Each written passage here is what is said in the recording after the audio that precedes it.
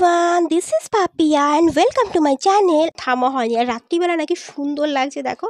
তো আমরা এখানে দাঁড়িয়ে আর একবার জগন্নাথ দেবের কাছে গিয়ে জগন্নাথ দেবকে প্রণাম করে অলরেডি আমরা বেরিয়ে পড়লাম।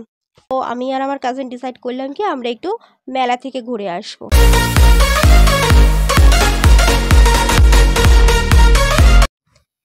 Hello everyone, this is Papiya and welcome to my channel and a new blog. তো আমি তোমাদের যেমনটা বলেছিলাম আমাদের চাকদায় কিন্তু রথ হয় একটা, দুটো নয়, পুরো তিনটে। সো একটা রথ তো আমি তোমাদেরকে দেখিয়েছিলাম, আর একদিনে তো তিনটে পসিবল নয়। আর এখানে কিন্তু রথ থেকে উল্টো রথ অবধি কিন্তু বড় একটা ফেস্টিভ্যাল হতেই থাকে। তো আমি তাই রথের পরের দিন ওখানে গিয়ে তোমাদের জন্য কিন্তু কিছুটা মানে ক্লিপ আর রথেরও খানিকটা ক্লিপ আমি তোমাদের জন্য নিয়ে এসেছিলাম তোমাদের সাথে শেয়ার করবো বলে। তো এই পুরো ব্লগটা দেখো, এই ব্লগটাতে কিন্তু আমি তোমাদের সাথে ওই মেলাটাই শেয়ার করছি। আর চ্যানেলটা ভালো লাগলে কিন্তু একটু প্লিজ লাইক করো, কমেন্ট করো, নতুন হলে চ্যানেলটাকে সাবস্ক্রাইব করে পাশে থেকো। আর টাটা, ভালো থেকো। বিকেলবেলায় আকাশের অবস্থা হয়েছিল কিছুটা এই রকম, যা দেখে মনে হচ্ছিল কি এখনই প্রচণ্ড জোরে বৃষ্টি শুরু হবে। বাজও পড়ছিল, বাট ছিটে ফোটা হয়ে বৃষ্টি হয়নি। ওই যেমনটা বলেছিলাম যে আমাদের চাকদায় জানি না বৃষ্টি কেন আসতে চায় না, মানে এসেও আসে না, চলে যায়। আর ঠিক পুজোর সময় মনে পড়ে তখন বৃষ্টি হওয়ার কথা। তো যাই হোক, মানে এইরকম ওয়েদার হওয়ার পরেও যে বৃষ্টিটা আসেনি, মানে কি আর বলবো, মানে বেলা 4টের সময় মনে হচ্ছিলো কি সন্ধে একদম 6টা সাড়ে 6টা হয়ে গেছে। তো যেহেতু বৃষ্টি আসেনি, আমার সব কাজ পেন্ডিং হয়ে গেছিলো, ঘরে ছিলাম। তো আমি আর আমার কাজিন ডিসাইড করলাম কি আমরা একটু মেলা থেকে ঘুরে আসবো। তো আগে একটা মেলা দেখিয়েছিলাম, এখানে আর একটা মেলা যেটা হচ্ছে উল্টো রথ অবধি চলবে, এবং মানে ওটা অনেক বড় মেলা, মানে তোমরা দেখলেই কিন্তু বুঝতে পারবে। তারপরে দেখো টোটো থেকে নামতে গিয়েই দেখছি যেখানে এত বড় মেলা, মানে জাস্ট আমার আইডিয়া ছিল না কি মানে এখনও এত ভিড় থাকবে। মাঠটা প্রচুর বড়, লোকজন ছড়িয়ে ছিটিয়ে আছে।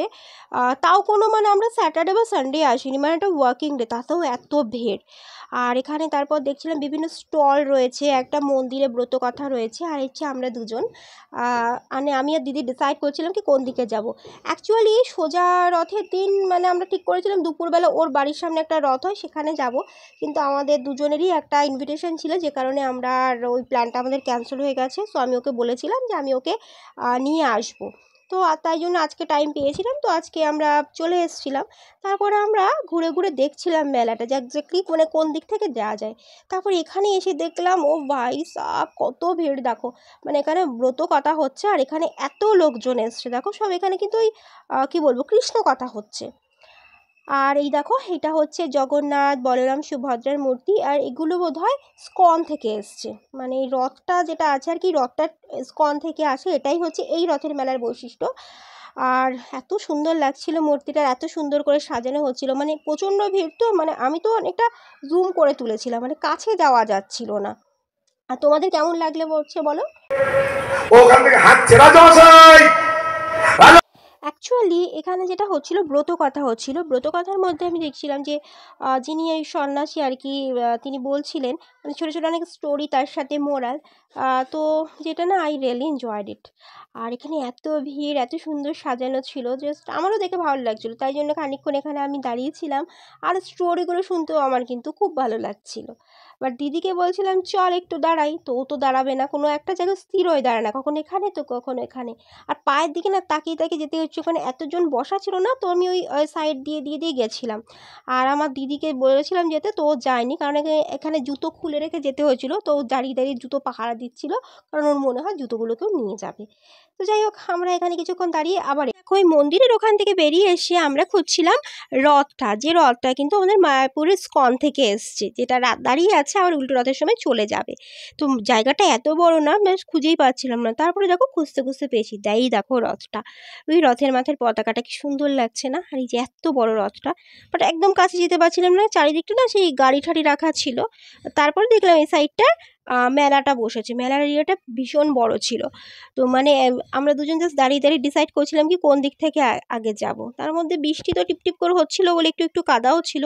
আর এই দোকানগুলো সাজানো দেখো এত ভালো লাগছিল যে আমি প্রতিটা দোকানের পাশ থেকে যাচ্ছিলাম আর অনেক ক্লিপ নিচ্ছিলাম। আর এখানে না অনেক রাইডসও ছিল।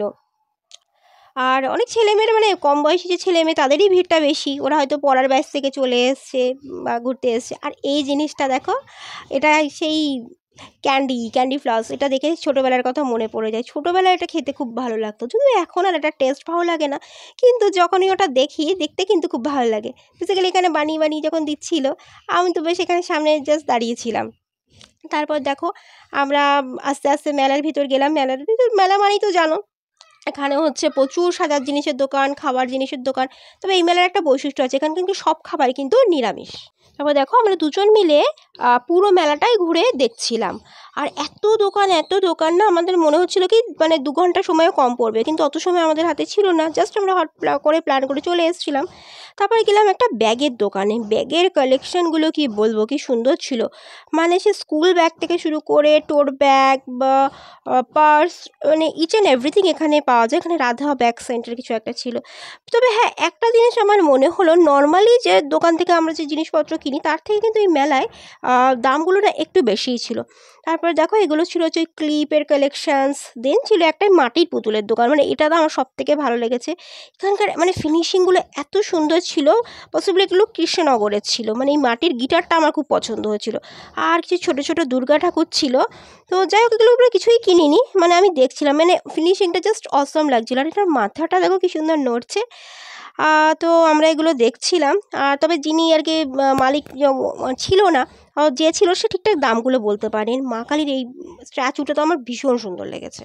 আমি একটা দোকানে এসেছিলাম কিছু ইয়াররিংস কিনবো বলে, কিন্তু ইয়াররিংসগুলো আমি যেরকম টাইপের চাচ্ছিলাম সেরকম পাচ্ছিলাম না। আর এখানে দামটাও একটুখানি বেশি ছিল।